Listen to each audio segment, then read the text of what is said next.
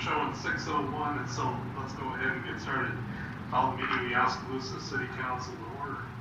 Today is the Ides of March, March 15, 2021. We start with the invocation. Would you pray with me? Heavenly Father, as we assemble here tonight, we're still meeting to minimize our risk with the coronavirus. We have vaccines available, but still need to stay healthy until everybody has an opportunity to get their shots. We thank you for the blessing of making the developers' efforts fruitful. Please help those that are speeding the distribution around the country. We ask for your guidance and blessing on our state and national leaders. Please bless them with a spirit of grace and cooperation as they work through many challenges. Tonight, we're here to do city business. Bills to pay, nuisances to be considered, ordinances, street, water, and building construction, budget considerations, and other decisions that are to be made for the long-term future of our city. So we ask that you look down on those who have felt you're called to be in attendance tonight. For the council members and staff, please bless us with quiet and considerate attitudes, well thought out deliberations, and ultimately decisions that are best for all concerned. Please bless those in the audience and watching the broadcast, the leaders of businesses and organizations who have the vision and commitment to help the city, the countless volunteers who are motivated to help, and informed citizens who have given us the privilege of their trust and support. Tonight we assemble to combine the talents you've given us for the benefit of Oskaloosa. May the words of our mouths and the meditation of our hearts be acceptable in your sight. Amen. Pledge of allegiance is temporarily suspended until we get together as in person. Roll call, please. Burnett. Here. Calgery. Here. Drost. Here. Moore. Here. Addison. Here. Walling. Here. Yates. Here. Okay. Moving on, this is the opportunity for community comments. This item is reserved to receive comments from the community for concerns whether or not they're included on the current agenda. The community is encouraged to speak before the mayor and city council. Asked to keep statements brief. Time limited to no more than 3 minutes. Any questions are to be asked of the city staff, the council members, or the mayor prior to speaking to the full council, so concerns can be properly researched and answered away from the meeting. Comments are to be directed to the mayor and city council. Anybody wishing to comment, please use the raise your hand function or dial *9 from your phone. Staff will be able to see that and we'll let you in. At that time, you'll need to announce your name and address so we know who's speaking. Is there anyone who would like to speak to that?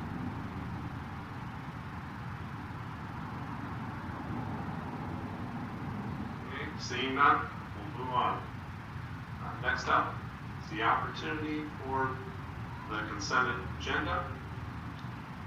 This item is considered to be routine in nature. We do have a couple of items I want to call out. Item F is to consider a motion appointing a representative to the Civil Service Commission. Andy Holmberg has offered to re-up, so I want to point that out. And then also item H, which is a resolution setting the date for a public hearing on charges of selling tobacco to a minor. That's on April 5th of 2021. And also item I, which is a resolution setting a public hearing, this one for levying a special assessment for a nuisance abatement at 204 6th Avenue East. And that's in accordance with Oskaloosa Municipal Code 8.08.08. Do you have a motion of support consent agenda? No move. Second. Okay. Any discussion? Roll call, please. Walling. Yes. Yates. Yes. Burnett. No. Calgery. Yes. Drost. Yes. Moore. Yes. Addison. Yes. Okay, that passes. It's into our regular agenda. We've got quite a few items tonight. Item A is to consider a motion directing city staff to proceed with demolition of 1208 Santa Clara, Unit 68, with the prosecution of the owner as a violator of Oskaloosa Municipal Code 1530. In our explanation, on August 25th of 2020, the building official inspected the property located at 1208 Santa Clara, Unit 68, found the mobile home to be unsafe and unsuitable for occupancy in accordance with Oskaloosa Municipal Code 1530. On the same date, building official ordered the building to be vacated issued a notice of defects to the property owner. The property owner was given 30 days to correct the building code violations or to demolish/remove the structure. On October 10 of 2020, a second notice was issued ordering the property owner to remove the mobile home from the property within 30 days due to the ongoing deterioration of the home. A third notice was issued by the city attorney ordering the property owner to remove the mobile home by March 10th of 2020. 6 months have passed since the property was condemned. The mobile home has still not been removed from the property, and in fact the property has further deteriorated since the time it was condemned. So according to Oskaloosa Code 15.30.050, in case the owner fails, neglects, or refuses to comply with the notice to repair, rehabilitate, or demolish and remove the building or structure, or portion thereof, the city council may order the owner of the building prosecuted as a violator of the provisions of this chapter and may order the building official to proceed with the work specified in such notice. The statement of the cost of such work shall be transmitted to the council. Staff received 2 bids for the demolition of the mobile home. Both bids submitted by Larry Price for $2,800, and if council chooses to proceed with demolition, those costs would be assessed to the property. The hearing on this matter was previously scheduled for March 10th and was rescheduled due to a conflict with Oak Creek Park's attorney representative. City staff's plans are to take a procedural approach and delay any further action until the new hearing date. Therefore, staff is recommending the council approve a motion directing the city staff to proceed with the demolition of 1208 Santa Clara and 68, and with the prosecution of the owner of Oak Creek MHP LLC as a violator of Oskaloosa Municipal Code 15.30 when legally able to do so after the new hearing date. Do we have a motion of support for this? Second. Got a motion and a second. The opportunity for comments, and I know there was also a letter received from the Scribers Law Firm regarding this. I just have a question for Mike or Amy. Down in the budget area of this, what account is that? I see it's, I thought there was a link there, but nothing opens up. You're paying from account 001-1070-6499. The building officials account. Oh, okay. I read the letter from that attorney. How does that letter impact anything we're doing here? I mean, we're just saying that he's saying we can't do that, I guess, because they weren't the owner of the structure, but we're waiting for our hearing anyway, so this would just put us in a position to move forward if the hearing has a positive outcome for us. Is that correct? And Doug, if I could jump in on that, 2 things about it. Randy's letter, Randy Scribers, I perceived is more concerned at this juncture with the assessment, which is actually item B here. Now with item A, I had talked to Randy and they have secured a court order, awarding him title, authorizing him to go ahead and demolish the property himself, which I know from visiting with him just today, they hope and intend to do. He tells me they have somebody lined up to come out, I believe, March 25th to go ahead and take care of the demolition. So quite frankly, assuming arguendo that they take care of the demolition and remove the thing, item A here becomes a moot point insofar as the city is concerned. Now, if we pass it tonight, obviously the council's saying, hey, go ahead. If they don't have it done by the time frame, we'll get that court order. But otherwise, if they do, then item A becomes a moot point. Now, item B is a separate item. I think Randy's letter relates more to that, and I can speak to that in a moment if you would like. That sounds good, Dave. Any other comments on this? Roll call, please. Gates, Yes. Burnett, No. Calgery, Yes. Drost, Yes. Moore, Yes. Addison, yes, Walling, Yes. Okay, that passes. Moving on to item B. This is to consider a resolution levying a special assessment for nuisance abatement at 1208 Santa Clara Street, lot 68.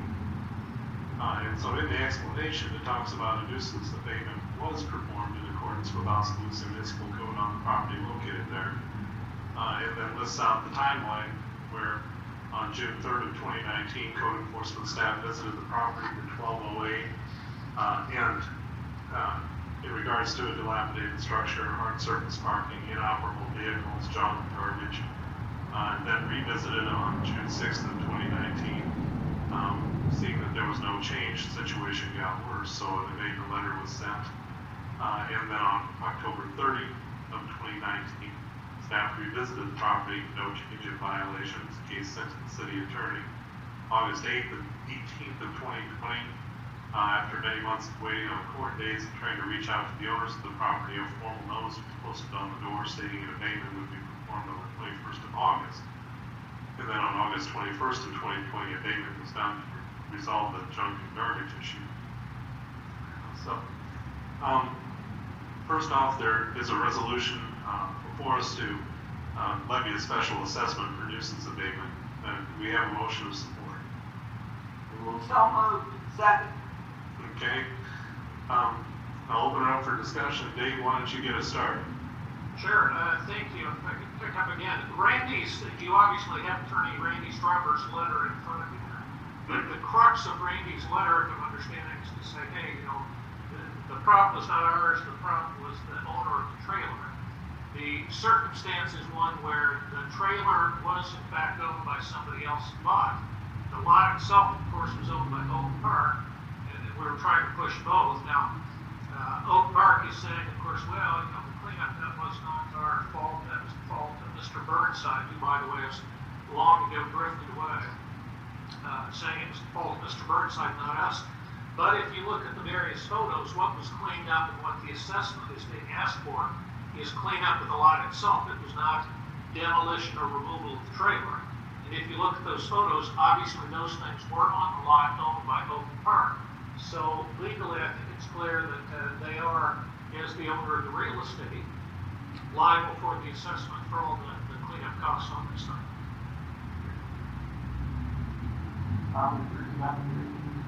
Me too. That makes sense. Okay, so, and I'm just trying to see if there's any kind of loose ends here. So, when Mr. Burnside rented the lot to place his home on that, that still doesn't get the mobile home park off of the hook, even though it's rented to someone else. Is that correct? I believe that's correct, because once again, Oak Park was still the owner of the ground itself. Now, there's a long history of this too. We went after Mr. Burnside initially. When we hauled him into court, he said, well, Judge, I've sold this property. And we asked him how much. Well, I sold it for $500 to someone by the name of Deacon. We filed a contempt application to get Mr. Burnside thrown in jail for not getting cleaned up earlier. And once again, he's kind of drifted away, and I don't even know where he's at to serve it. So we tried to go against the Deacons, and Deacons, once again, kind of a hardship case. One of them was in a wheelchair, but they said, we're trying to get something done, and it did not get anything done. But once again, we're talking something on the ground itself, not the cleanup. I mean, had we come in, were we asking right now for something relative to removal or demolition of the trailer? I think that Randy's arguments would make more sense, but that's not where we're at. Okay. Any questions or comments from council? Roll call, please. Burnett, Yeah. Caligiuri, Yes. Drost, Yes. Moore, Yes. Addison. Yes. Walling, Yes. Yates, Yes. Okay, that passes. Question. Item. Excuse me, the trailer's still there as we speak, is that correct? That is correct, Tom, but once again, Randy has shown me they got a court order for the demolition. I just want to verify that, thank you. Yes, that should be done, from what Randy told me today, by March 25th, or on March 25th. Moving on to item C. This is to consider resolution levying a special assessment for nuisance abatement at 913 North Market Street. It's a nuisance abatement performed in accordance with Oskaloosa Municipal Code, and on September 3rd of 2020, code enforcement staff visited the property at 913 North Market Street. There was a second violation of junk and garbage within a 12-month period. Staff met with an occupant of the home, advised that they had until the next day to resolve the issues. Abatement scheduled for the following day. Then September 4th of 2020, abatement was performed under Oskaloosa Municipal Code 8.08.080. And so, we're having a public hearing on this, and, having to do with getting full payment for the abatement. It's my understanding that, the property owner has submitted full payment. So there's no further action required by the city, but we still need to hold a public hearing. So I'll open the public hearing. Is there anyone who would like to speak at this time? Okay, I'll close the public hearing. Is there any further comments on this from council? And roll call, please. Well, wait a minute. Yes, we don't really have a motion, do we? Yeah, there's no further action needed. We don't want to approve that resolution. Okay, very Because good. they paid it in full. It's Okay. just that we had scheduled the public hearing, so. Okay, sounds good. Okay, moving on to item B. This has to do with considering resolutions levying a special assessment for nuisance abatement at 603 G Avenue West in accordance with Oskaloosa Municipal Code 8.08.080. There's a public hearing that's going to be involved with this as well. Nuisance abatement performed in accordance with 8.08.80. October 26th of 2020, complaint of excessive junk and debris was brought to code staff. That same day, the code staff visited the property, wrote it up accordingly with 4 days to clean up the items or abatement would be done. Then on October 30th of 2020, abatement was done. Cleaned up the fire damaged motor home, unlicensed trailer, as well as an excessive amount of junk and debris on the property. So I'll open the public hearing. Is there anyone who would like to speak to this?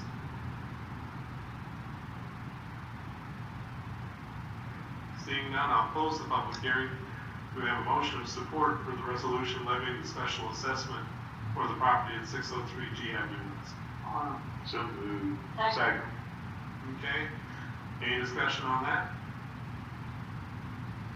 Roll call, please. Caligiuri, Yes.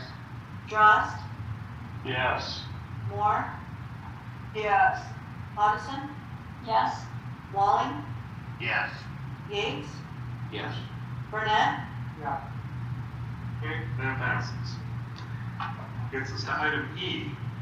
This is to consider a resolution approving the plan specifications, form of contract, and estimated cost for the 5th Avenue West and South F Street Sewer and Water Improvement Project. Garden and Associates prepared the plans and specs. This item is a public hearing, and it's for the proposed plans and specs, project CIP project 8016-1. For the work, for Division 1 of the project is construction of 1,258 feet of sanitary sewer main, 9 sanitary sewer manholes, 655 tons of HMA pavement, and related construction items in the vicinity of 5th Avenue West and South F Street. The engineers are estimating $674,327 for Division 1 of the project, and as part of the project, South F Street will be abandoned between 5th Avenue West and the alley west of Southeast. Division 2 of the project is for water. That will be paid for by the city to Oskaloosa Water Department. The scope of the work for the base bid includes 1,115 feet of water main, fire hydrant, and 470 water service pipes. I assume that's feet of water service pipes. The engineer's estimate is $112,676 for the base bid in Division 2. So now's the time for interested persons to express their opinions regarding the project plan, specifications, form of contract, and the engineer's estimate. I'll open the public hearing. Is there anyone who would like to speak? Mayor, I'm not seeing anybody. I would also let you know that Alex Fennick from Garden Associates is here online if you have any specific questions. Okay. Well, I'll close the public hearing. We have a motion of support from the council. So moved. Okay. Any discussion? Question. Says we're rerouting the sewer from the behind the houses to the front of the houses in the road. Does the project include connecting all the homes back up? Perhaps Gardner can address that. Yeah, you all hear me? Yes. Yep, we can. Yeah, so all of these houses are currently planned to be reconnected.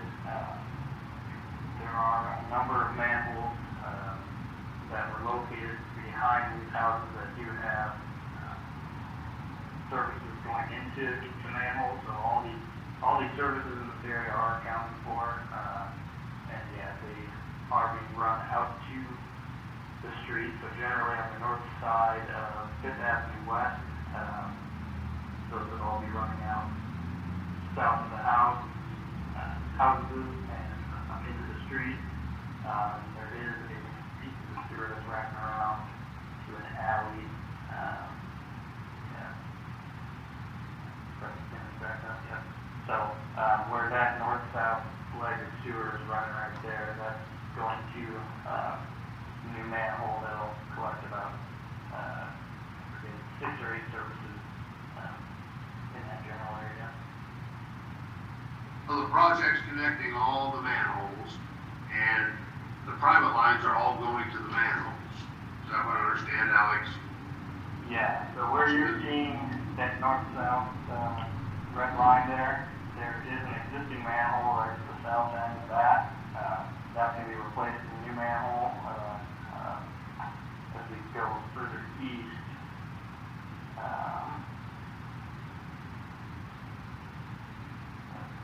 About halfway towards D Street, the sewer bend there, there's another manhole at that location that has 3 or 4 services in it, and those will all be run out to the south into Fifth Avenue. The bottom line is the customers will not have any charges here for doing this that they wouldn't be aware of if they weren't paying attention. That's correct. Thank you. Yep. So maybe Mike can answer the question, but mention what part is being closed of the street? Sure. Mayor Council, we're proposing to close this section starting here, which would be F Street, and it loops around here. And we would stop. So this section that I'm covering here would be abandoned. Any reason for that? One, it's in poor shape in general. It doesn't get a lot of traffic, and it saves us money for this project to do pavement improvements for the remaining portions of this project. So we go from a chip seal or seal coat road, and because we can eliminate some of this stuff, we can now pave this with asphalt without any additional cost to the project or the city. Yeah, I agree. It's been a while since I've been up in that area, but those homes there, most of their driveways are either to 4th Avenue or 5th, depending on what street you live on. Correct. We've talked to the 2 property owners here, and they were more than happy to have us close that street off. And what we would do is we continue to keep an easement or keep this for future use in the event that long-term the trail, again, trying to get connectivity for a trail into downtown. This was one of the areas that we had shown in some of our master plans further south. Right. I'm all for it, but you're getting rid of a famous rat race area.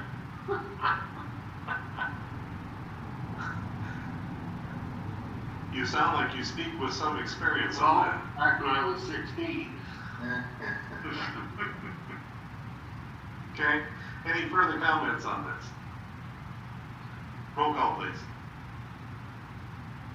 Frost, Yes. Moore, Yes. Addison? Yes. Walling, Yes. Yates, Yes. Burnett, No. Calgary, Yes. That passes. Gets us item F. That's the resolution accepting the bid and approving conveyance of city-owned property located at 207 North G Street. There's another public hearing involved with this. So following a closed session on February 1st, City Council directed staff to advertise for bids to sell city property located at 207 North G Street and to schedule a public hearing on March 15th. In accordance with council direction and city policy, staff advertised for bids with the stipulation that the bid include a redevelopment plan. Bids were due on Monday, March 1st, and unfortunately, no bids received. Staff is still recommending that we hold the public hearing as scheduled. Receive any comments regarding the proposed sale of the property, and if someone does provide an offer to purchase the property during the hearing, then there's a resolution attached that could be utilized and considered. But if no offer is provided, no action is necessary, and staff will consider other options for the property, including just holding on to it for future opportunities. So I'll open the floor for a public hearing. Is there anyone who would like to speak to this? There's one person. Wendell, go ahead, please. You're on mute, Wendell. Yeah, first of all, thank you, Mr. Mayor, thank you, council. Appreciate the work you guys do, and I tell you, this is, despite being face-to-face, the way to do meetings, as far as you guys getting the city cleaned up and all the work you guys have done so far. But was not able to attend the last council meeting when this came up. I have talked to staff, I've had some discussions with Sean and also with Mike as far as the long-term plans for the lot of 207. We have had a prior agreement dated, I believe, 2018. In my discussions, and just to catch everybody up with where I'm at, I'm in discussions currently with my landlord on the 807 to procure the building. It's been a very long and arduous process so far with one family member living now most of the time in Florida, the lawyer that's handling the estate being in about every 3 weeks or so. So it's certainly taken longer than maybe it should. My initial plan that was proposed back in 2018 is still my long-term hope for the lot located there at 207 North G, as well as my lot, my building at 807, and then also the lot that I currently own at 811 A Avenue West. I believe the last time this was brought up, there was another petitioner that had made mention of purchasing the lot to the west of me, but that was not the fact. I was actually able to purchase that lot after the council meeting the last time. So I had discussions with Mike as far as turning in a bid at this time. Honestly, the time period is what, as a small business owner, concerns me with the way that the agreement's written to buy the lot and to not have improvements completed in the time period stipulated. I'm a small business, and honestly, it's a significant enough amount of money. I think last time the agreement was for $10,000 for the lot.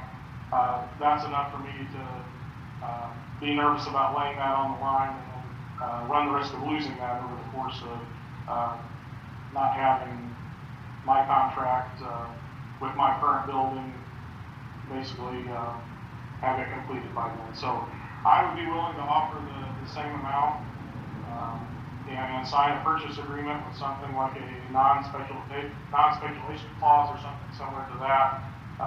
To me, it's the time period that's concerning with me. My long-term goal for that lot is a development that I believe is in line with the city's redevelopment plans for A Avenue, the corridor plan that's there, making larger lots as opposed to smaller lots.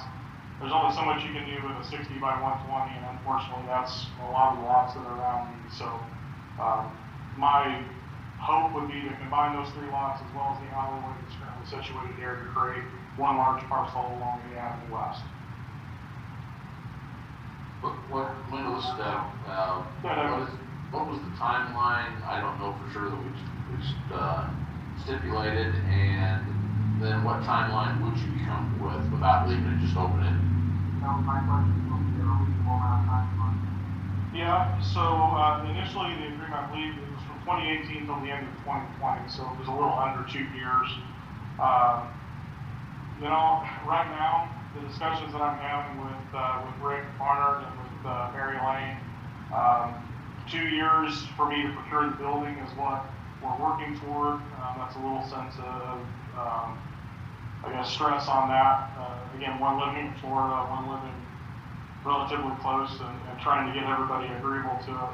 You know, I mean, a 5-year time period for me, honestly, if my contract on the purchase of the building takes 2 years, I can have construction documents and things ready to go by that point, maybe a year to 2 years of construction.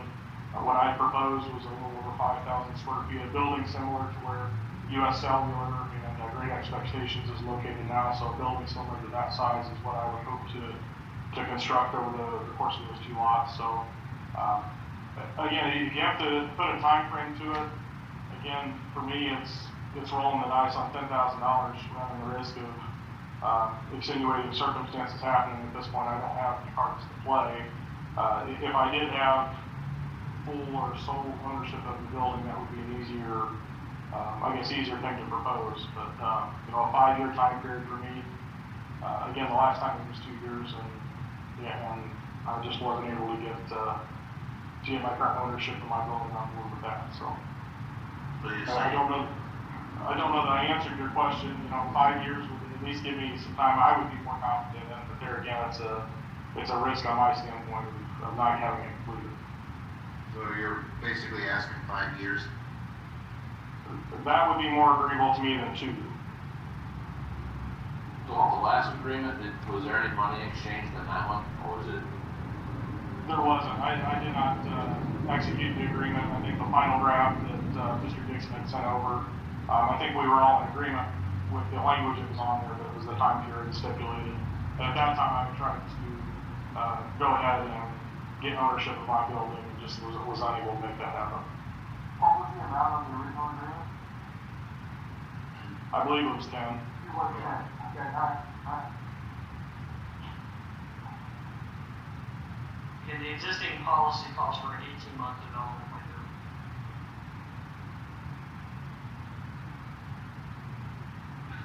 And that's from sale of property to finish, Mike, is that what the 18 months included?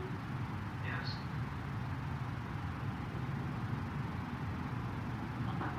And what I mentioned to Mike, I would be more in favor of, again, something to the effect of, you know, I'm not purchasing this lot to speculate.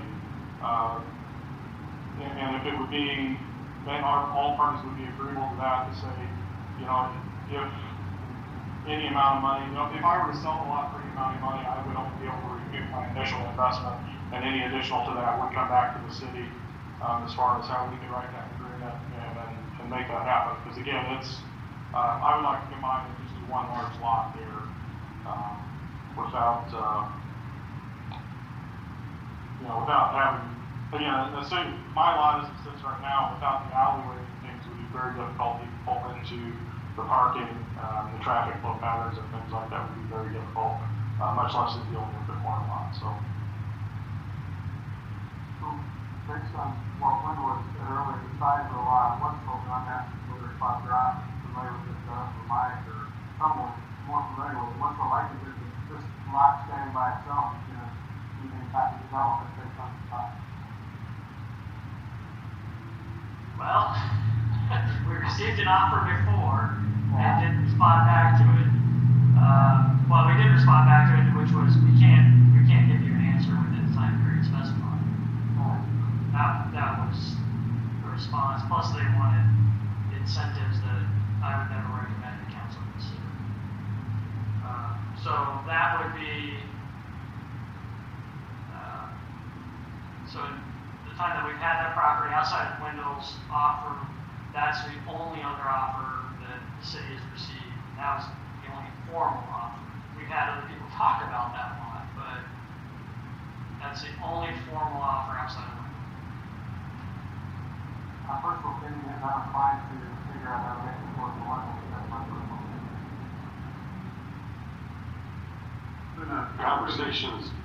Conversations Wendell and I have had, I love Wendell's development plans for the property. I think it'd be great to be able to combine 2 or even 3 lots.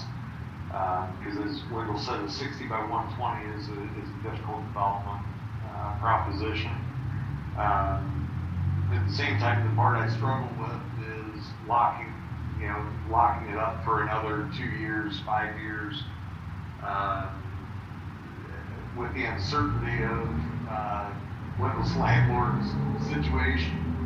I mean, that's just where I get hung up on it. I'm not saying I wouldn't agree to enter into another agreement with Wendell, but it's just that time horizon that makes it difficult.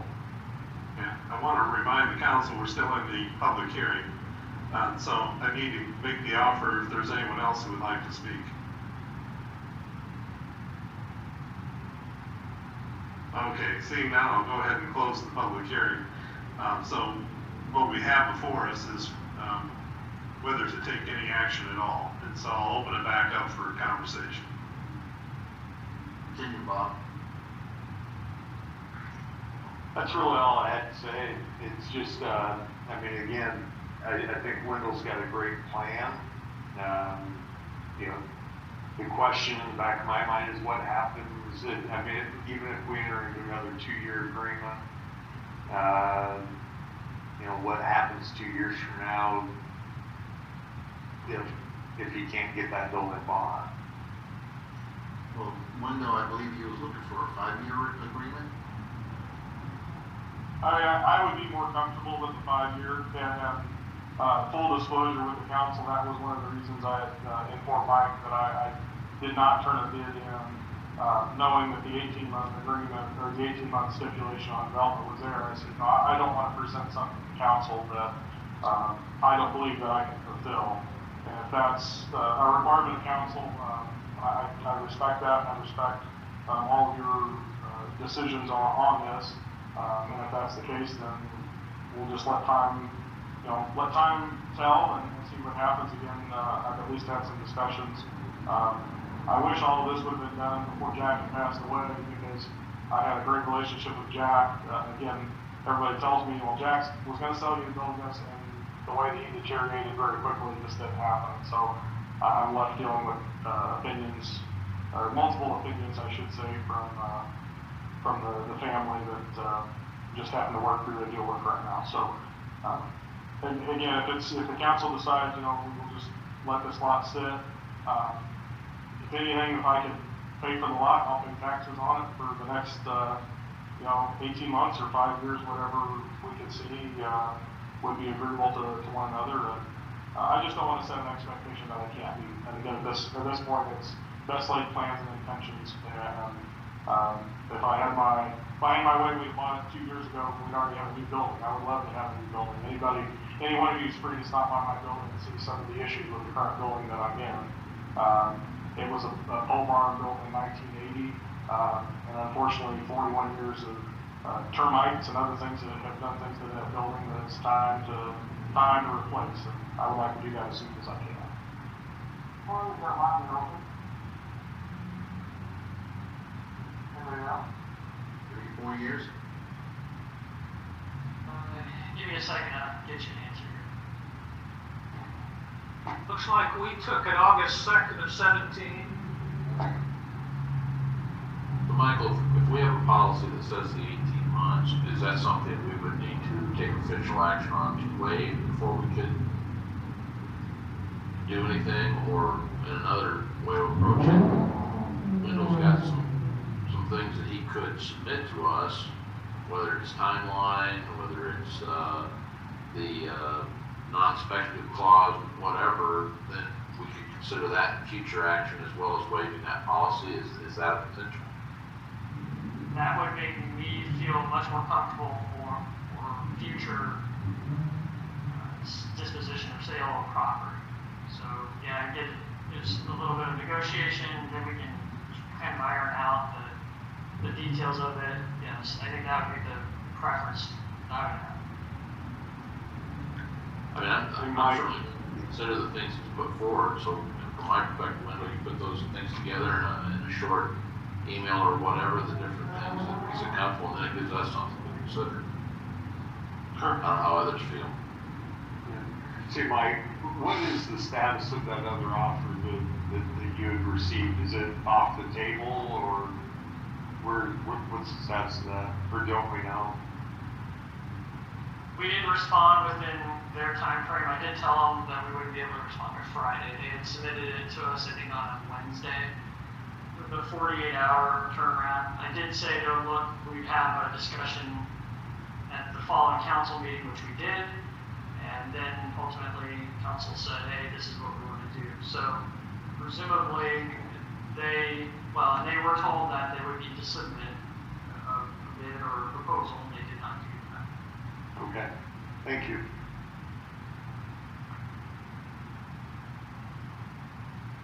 Well, I'm gonna throw something out there that may not pertain to this situation, but do we want to consider something similar to what he was calling contingency? Do we want to get into that type of business? What'd you say, Steve? In a home sale, we have a contingency and one of them basically pushed by the diesel. I don't know if we want to do that or not. I think, to address that, Steve, I would be more comfortable with at least a contractual agreement on the sale. The contingency is kind of where I feel I'm stuck with right now with the family and current ownership on my building. And again, it would set a time period. I would just assume that to purchase the lot, again, pay something for the lot, pay the taxes on it for the time period it may be. And again, and I'll have to consult with my legal representative, or I can work with Dave as well as far as the language goes on, the speculative part of it. Again, my intent is not to defraud the city of some sort of opportunity for them to capitalize on the lot. Yeah, no, I mean, I guess that would be, to me, would be the biggest concern as far as me purchasing the lot and not following through with my intent on it. So, And I think that also helps us in waiving the 18 months, is by having some of those clauses in there from a negotiation standpoint, that, we are doing something special here, but it's because we have those type of things ironed out. So, yeah, I don't envision that you're doing anything with it, but that would help, in my mind, why we came to this agreement. The building you're in, Wendell, you don't own that, right?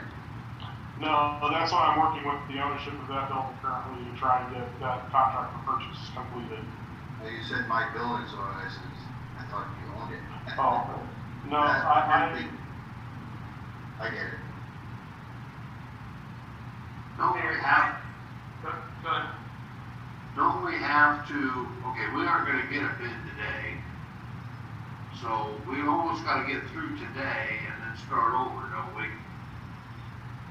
Yeah, and I think what we're basically doing is saying we don't have a bid, so we're not gonna take any action. There won't be, any kind of a motion or anything like that, or resolution. Now we're back to starting over. Well, yeah, and so Wendell would have standing with us to be able to throw a proposal our direction. Yes, he would. Anybody else could too. Yeah, right.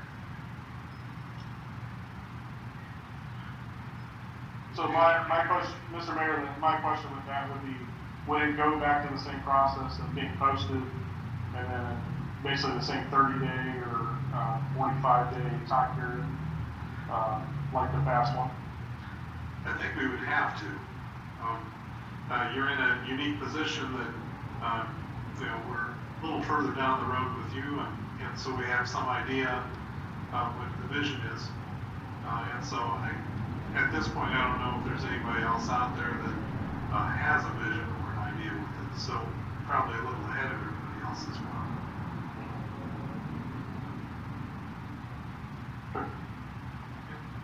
So if I'm understanding, Doug, what you requested on that, you'd like to see an updated development plan and then potentially some legal language as far as the non-speculative, or what I would like to see in the agreement. We can talk, back and forth about what, is agreeable as far as to the council when that goes. Yeah, basically just the things that, you said you weren't comfortable putting an offer in tonight or a proposal. To me, is put your offer in what you are comfortable with. And I don't know that I need an updated development agreement. The one we had before I liked. But whatever that is. Yep. And then we can take action on that tonight. There's really nothing that we can take action on, and I'd love to be able to sell it to you and get the development done in the course of the 5-year period. Sure. And if anybody on council has any sort of leverage with the Barnard family, I would welcome a conversation outside this. Yeah, for those of you that knew Jack, Mary Elaine is a hard, she's a tough cookie, so.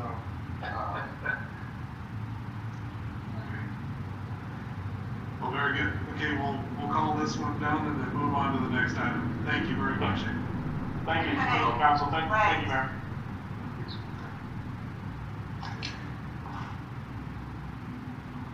Next up is item G.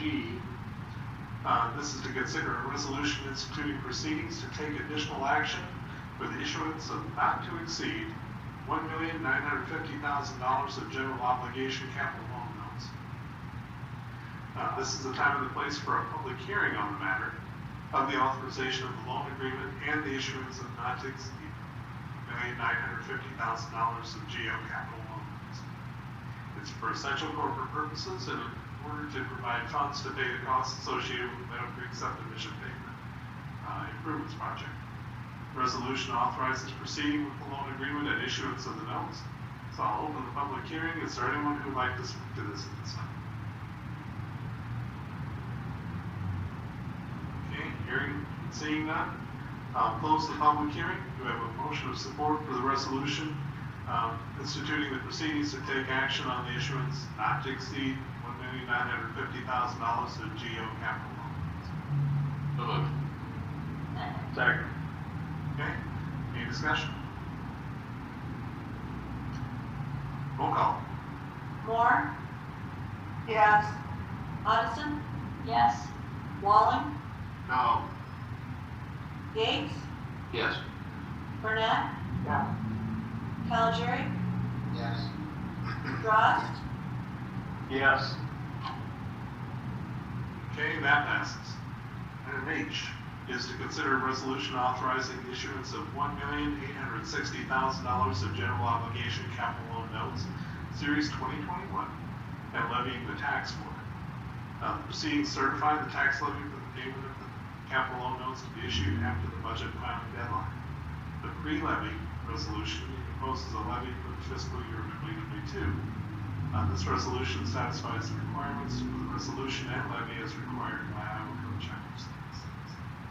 A copy of the resolution has to be filed with the Manhasset County Auditor prior to April 1st of 2021. However, to be included in the budget, the resolution should be adopted and filed prior to the completion of the budget.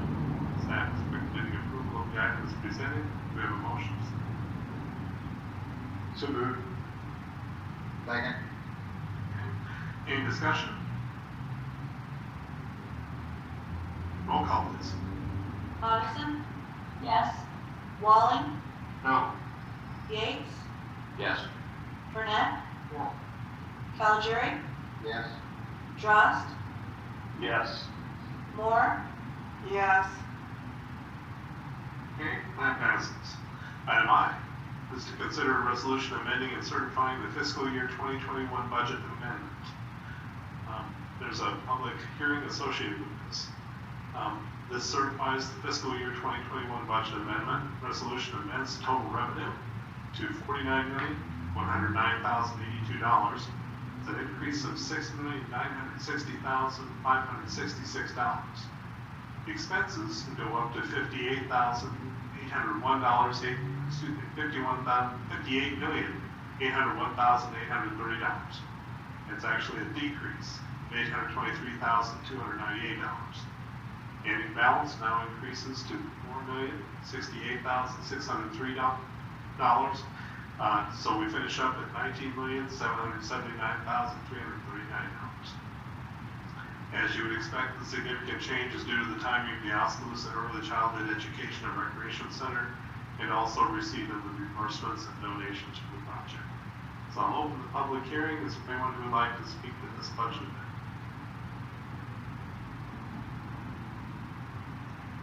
Seeing none, we'll close the public hearing. We have a motion of support for the budget amendment. So moved. Second? Okay, any discussion on it? Roll call, please. Walling? Yes. Yates? Yes. Burnett? Yeah. Calgery, Yeah. Drost, Yes. Moore. Yes. Coniston. Yes. Okay, that passes. Item J is to consider a resolution adopting the annual budget for fiscal year 2022 and levying the tax. There's a public hearing associated with this as well. And this is setting the tax levy at $14.304005. Total revenues, $36,329,220.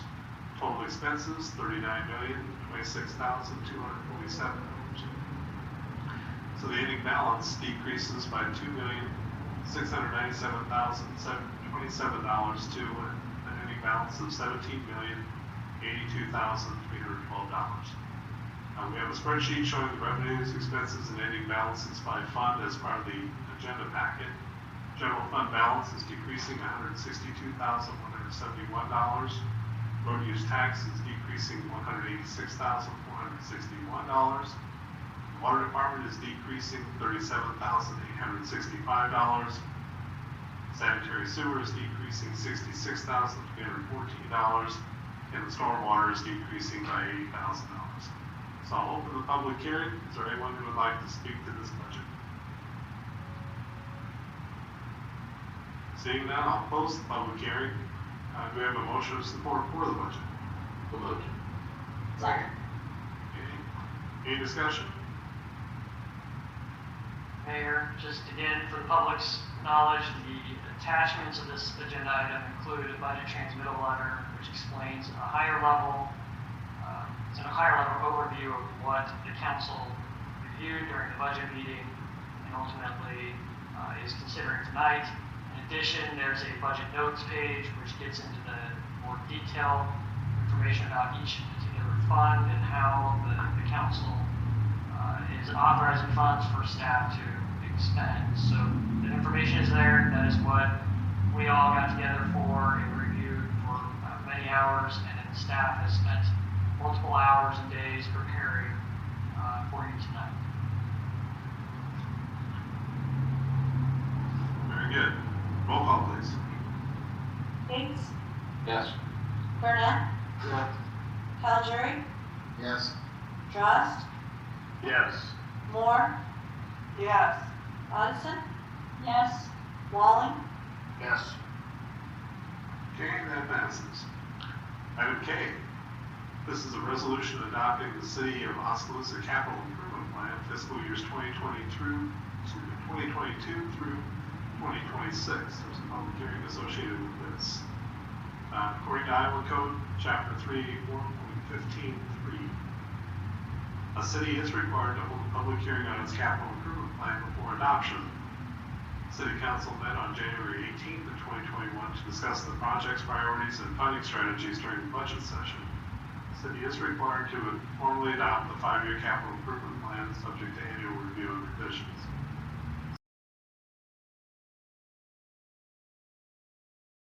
Who would like to speak to the council? Seeing none, I'll close the public hearing. Do we have a motion of support for the CIP? So moved. Second. Okay. Any discussion? We spent a fair amount of time on this as well. Correct, and Mayor, I will make a note again, we talked about the previous item with the bond funds and there being some cost savings associated with the Meadow Creek project. How would we allocate the remaining funds to road improvements? We'll have a study session here, I believe at the next meeting. In addition to that, we'll be reviewing and trying to discuss with you potential plans on how to utilize federal funding that might be coming to us through stimulus. It appears some of the preliminary information shows that we've received about $1.4 million of additional stimulus funds. And then we will, I think, get some additional funding on top of that through the road use tax fund. So it's I guess a good problem to have, but we'll have to work through some ideas that you might have to allocate those funds in the future. We can't do everything. We'll put that up front from a staff capacity standpoint. But but I think it'd be a good idea for us to walk through some timelines on what types of improvements we could make, getting our current capacity of work. That's basically all the projects we have on our plate that needs to be done for any future projects like roads, for example. Anything that would be eligible for the bond funds would have restrictions on how they could be used, and so we have to fit in the legal parameters of that. And then the stimulus funds also have some parameters, so there's a big push on water and sewer infrastructure. Hoping to get some clarity on road improvements as well. So we'll see it, and it can open up. We have some preliminary guidance. Hopefully by the time we have our study session, we'll have some additional information. Okay. Nothing better than $1.9 trillion of free money. We'll leave it at that. Let's see, so the vote is on the City of Oskaloosa Capital Improvement Plan. Roll call, please. Burnett, Yes. Calinger, Yes. Drost, Yes. Moore. Yes. Addison. Yes. Walling, Yes. Yates, Yes. Okay, that passes. Gets us item L. This is to consider a resolution awarding bid for the 5th Avenue West and South F Street Sewer and Water Improvements Project. Bids for the project were received publicly read on March 2nd. Project is split into two divisions. Division 1, sanitary sewer work being paid for by the city. Division 2 is the water main work. It's being paid by the water board. Division 2 included two alternates. Based on the results of the bids, the water department indicated that they will select alternate 2 of the bids. 2 sealed bids were received for the project, with the low bid being from Michigan Solution in the amount of $936,988, which is $57,674 higher, about 6.6%, than the engineer's estimate, which was $879,314. Of this total amount, the $936,988, the city is responsible for the amount of $737,660 in Division 1. The engineering consultant for the project, Gardner Associates, reviewed the bid and is recommending to award the project to Grisham. While the bid exceeds the total amount of $730,000 was budgeted for construction in the CIP, the project is necessary to maintain a sanitary sewer system, and staff is recommending to reallocate funding from the sewer replacement in North Market and North Main Street project in order to complete the work. If the city decides not to award the bid, staff would plan to reevaluate the scope of the project and would need to rebid it.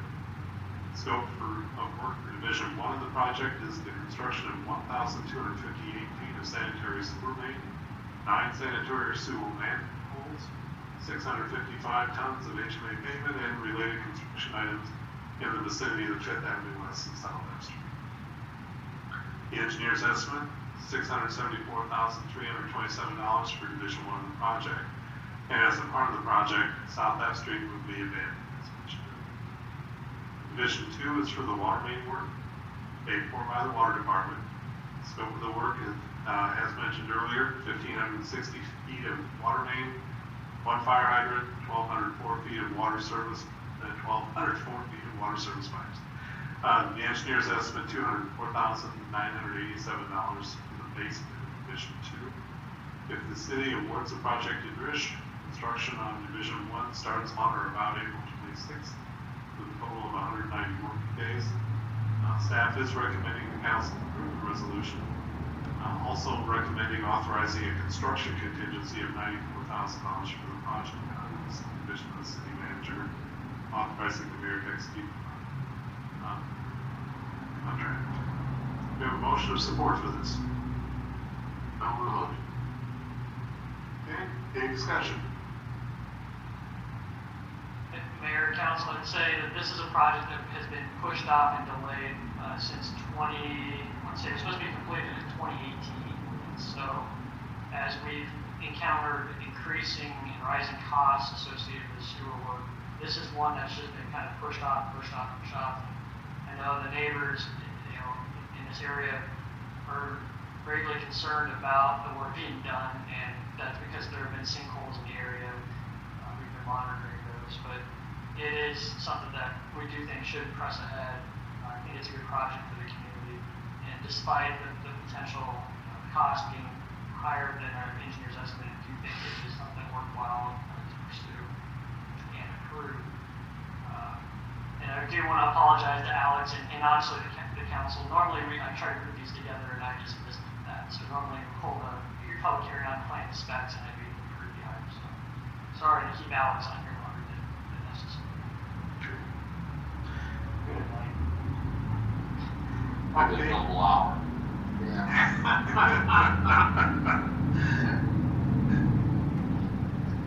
Any comments or questions on this part of the project?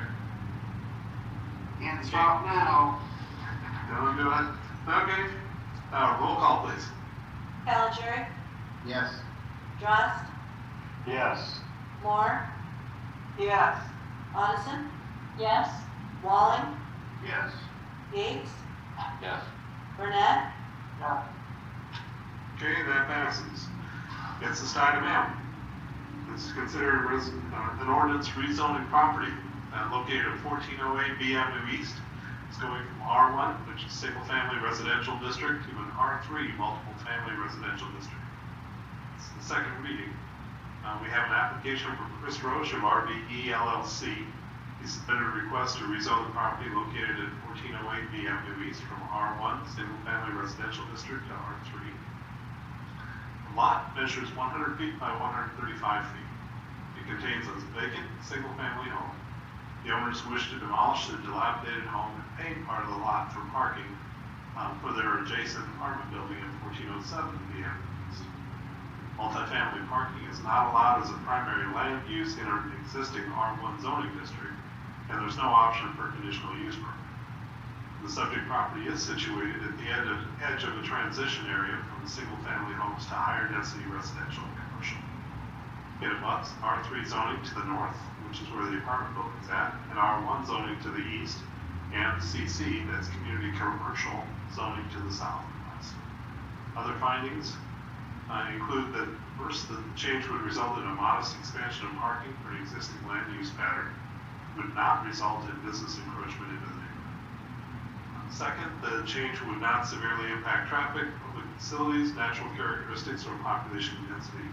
Third, the proposed rezoning appears consistent with the comprehensive plan's recommendation for urban residential mixed housing types, which includes multiple family housing in the area. And fourth, the change would not constitute spot zoning, which is singling out a zoning change for the sole benefit of the owner and contrary to the comments. So at the February 2nd meeting, the Planning and Zoning Commission held a public hearing. They voted unanimously to support the rezoning and recommend approval to the City Council. Staff concurs with the recommendation. This is the second reading. Do we have a motion of support? I'll move. Okay. Any discussion on this? Roll call, please. Drost, Yes. Moore, Yes. Addison. Yes. Walling, Yes. Yates, Yes. Burnett, Caligiuri, Yes. Okay. That passes. Now item N. This is to consider an ordinance to amend chapter 10.78. This has to do with all terrain vehicles and snowmobiles of the Oskaloosa Municipal Code. First reading. Per the mayor and council request at the November 2nd of 2020 meeting, council asked Police Chief Bakey to provide an overview of the Iowa Code regarding golf cart and all-terrain utility vehicle use, and current city municipal code and other communities' UTV ordinances to see council perspective on considering any changes. Following the November meeting, the city issued a brief survey on the purposes of seeking public input on UTV, ATV, and side-by-side use within city limits. And on December 21st of 2020, Chief Bakey presented results from the community polling to the council. Per council direction, this ordinance formally institutes the regulations by amending Oskaloosa Municipal Code Title 10, which has to do with vehicle and traffic by amending chapter 10.78 having to do with all terrain vehicles and supports. Staff is recommending approval of the ordinance. Do we have a motion of support? So moved. Second. Okay, any discussion on this? Yeah, I've got a question on item D that was highlighted. So what makes government-owned or school ATVs any different from anybody else? Just wondering. Hi, Mayor and Council, thank you for that. What we were doing is just mirroring the language that we did in the UTV proposal. So we took that out, and actually I talked to Misty, she had me separate that out, just that way we wouldn't have to pass any ordinances or amendments later on if we had a reason to do that.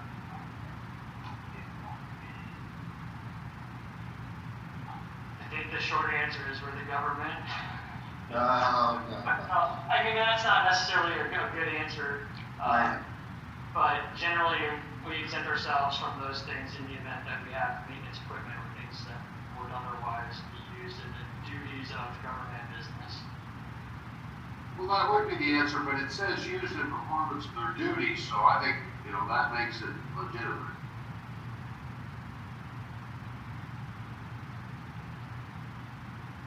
Okay. There's folks in anticipation that that's our forum out on Saturday, so. Yeah. Okay, any other comments or questions? Roll call, please. Moore, Yes. Addison? Yes. Walling? Yes. Yates? Yes. Burnett? Yeah. Aljuri? Yes. Frost? Yes. Okay, that passes. Item O. This is to consider approval of pay application number 10. This has to do with the Early Childhood Education and Recreation Center. Pay application was received from Graphite Construction Group in the amount of $1,133,664.73. It is primarily associated with masonry, the doors and windows, pools, mechanical and electrical. Total cost breakdown is in our packet. Staff is recommending council approve the pay request. Do we have a motion of support? So moved. Second. Okay. Any discussion on this? Kind of getting into a groove after you got 10 applications. I just noticed in the, this is probably a question for Michael, there's a lot of things called out in the two observation reports, the one from the architect as well as the one from Water's Edge. Are you confident those items are being addressed as they're being called out? Yes, and that's an item of regular follow-up with our owner, architect, and contractor meetings that occur every 2 weeks. We specifically have follow-up on those. Part of the issue is we never really want to have those called out in the report, but that's, I guess, that's why we're paying Water's Edge, that's why we're paying SVPA. They are supposed to be checking the plan set to the construction, and so is Terracon. We've got a number of individuals, firms that are checking this. So the short answer is yes, I think they are, and if they haven't done it by the time we have the next OAC, which is the contractor meeting, we follow up the following one, and then we document, and they are being responsive to that. Sometimes it takes more than one effort, one instance of calling them out. Good. Thank you. And I will say, especially on the pool side, and it's a good question, Councilmember Yates, the pool is the most complex portion of this project. And it's most expensive, and it's going to be the one that gives us an absolute fit if it's not done well.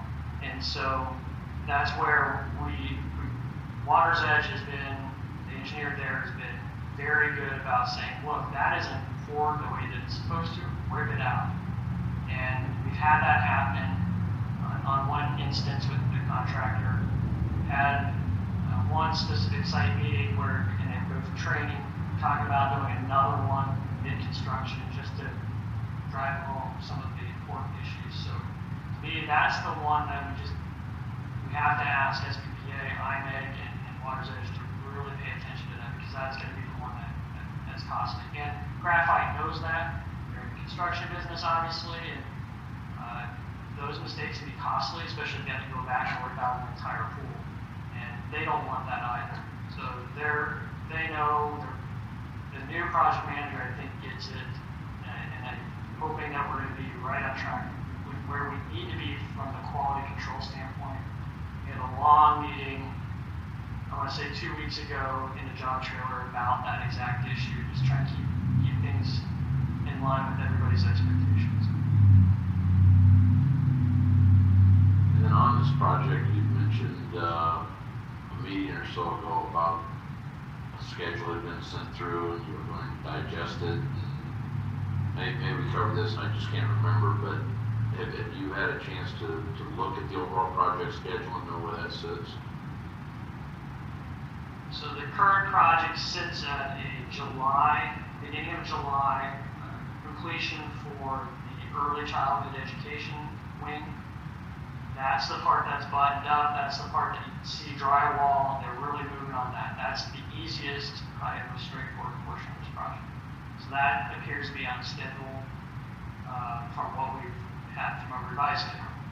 The recreation piece, which includes the pool, the YMCA, rec piece, that is looking like it's back into November, so we've had a little bit of a delay there. I recently received a request for a change order of adding additional days. I want to say they requested 4 weeks delay because of the crane issues that they had. It's their issue.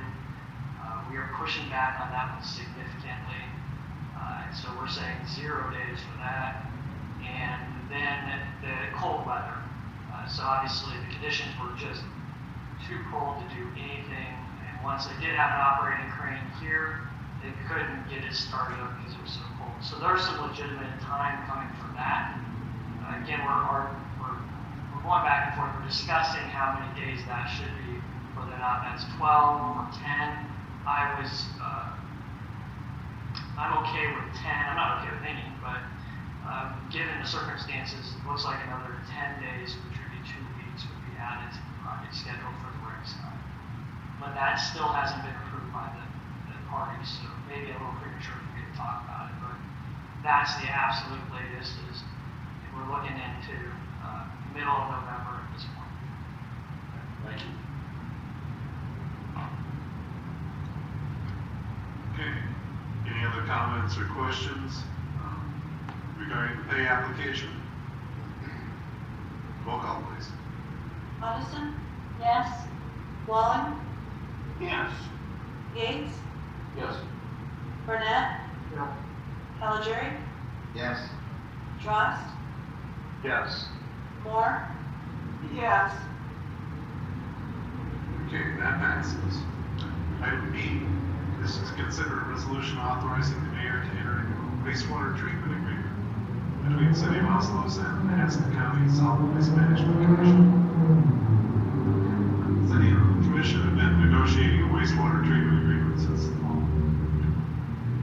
The agreement modifies the existing arrangement where the city accepts and treats liquid from the bottom of the landfill, which is referred to and called leachate, at the southwest wastewater treatment plant. Highlights of the agreement include first that it's an annual successive terms that renew automatically unless canceled. Installation of a new storage tank and a gas transfer pump to help the landfill offload leachate and lead the liquid into the city's treatment plant. Number 3, the commission will purchase the tank. The city will credit fees until the tank is paid for. And 4 is a fee of 6.5 cents per gallon. I believe that says should be 0.065 per gallon charged initially, and subsequent rate increases for the sewer utility will apply to the agreement after 2022. Limits for the leachate waste is established, as well as testing expectations, and then insurance and indemnification provisions. And so at this point in time, all parts of the draft agreement are agreed upon with the exception of the insurance section. Currently, the carriers for the city and the commission are being requested to come to agreeable terms. And as a result, the commission during their meeting on March 11th approved the agreement pending a final conclusion to insurance sections in a manner acceptable to both insurance carriers. So the recommendation for council is to approve the item as presented, which authorizes the mayor to execute the wastewater treatment agreement with the Nebraska County Solid Management Commission, pending the development of mutually accepted insurance language by the parties. In the budget consideration, it mentions that none of the funds from this were included in the budget. That the leachate treatment will result in revenue not otherwise realized in the past because it wasn't charged. And as a result, the utility can expect to receive $40,000 to $60,000 annually, depending on the amount of leachate generated at the plant. In turn, the landfills expect to charge the city tipping fees for that are sent to the landfill. And those expenses could cross various funds, including road usage. So do we have a motion of support for this resolution authorizing entering into the wastewater treatment agreement? Second. Second. Okay. Any discussion on this? A logistic question, do I understand? Are they pumping this to the plant or are they trucking it to the plant? It's trucking it, and that's the reason for that tank is that in the past, I think we've been trucking it and just dumping it right in. And so you do a truckload at a time. Now, with this tank there, it'll be able to bleed in at a different rate, but it also gives the landfill commission the ability to send truckloads up, and so it just creates a buffer, if you will, so that we can move that stuff up there and bleed it in a much more gentle fashion. So the tank's on our property. Correct. How do they hold it at the waste plant, at the garbage dump? There is a lagoon of sorts. There is drainage underneath that mountain of garbage that water seeps through, goes through tile lines, and then gets into a collector, and then it's pumped into the trucks. I was out there the other day and I looked, but I couldn't figure it out for sure, so I'm just curious. Yep. And the tipping fees, if we do clean up, then we're gonna have to pay, right? Correct. So what we've had in the past was according to the previous manager, there was a handshake agreement that said that when the city brought any waste out to the landfill, there would be no tipping fee. In exchange, any of the waste coming from the landfill would go to our wastewater treatment plant at no charge.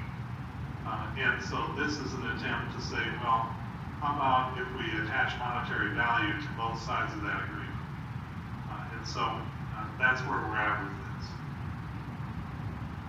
You did a good job, Mayor, and you're happy with it, I'm happy with it. Yeah, I'm happy with it. This is one of those projects that grew tentacles as we went. That it went from a simple agreement into, hey, wait a minute, there's all sorts of ways of measuring wastewater, and so you have DNR regulations that you want to pay attention to, and then what is the big taking this leachate water, putting it into the tank, and that's where the insurance companies are spending some time as well, is figuring out who has legal obligations when it comes to if something goes a little bit wrong, where you have the landfill commission personnel on the grounds of the city of Oskaloosa doing stuff like pumping into this tank. So, once that gets hammered out between the two insurance companies, everything else is available. So that's what's behind it. Probably more than you want to know. No, it's good. Okay, we have a motion and a second. Roll call, please. Walling, Yes. Yates, Yes. Burnett, Calendry, Yes. Rost, Yes. Moore, Yes. Addison. Yes. Okay, that passes. Gets us to the section where we can report from city staff. City manager, anything? Mayor and Council, I would note that we do not need to go into closed session after everyone concludes their let the minutes reflect a quiet cheer.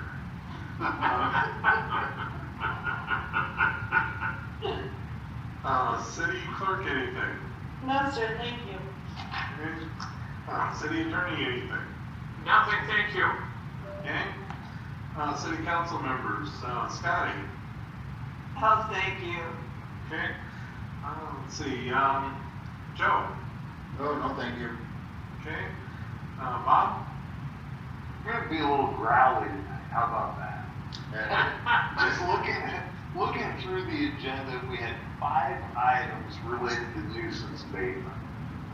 And I know that is just the tip of the iceberg. I've been working with Dustin on an item or two. I know Diana's as well. And it's really pretty simple, people.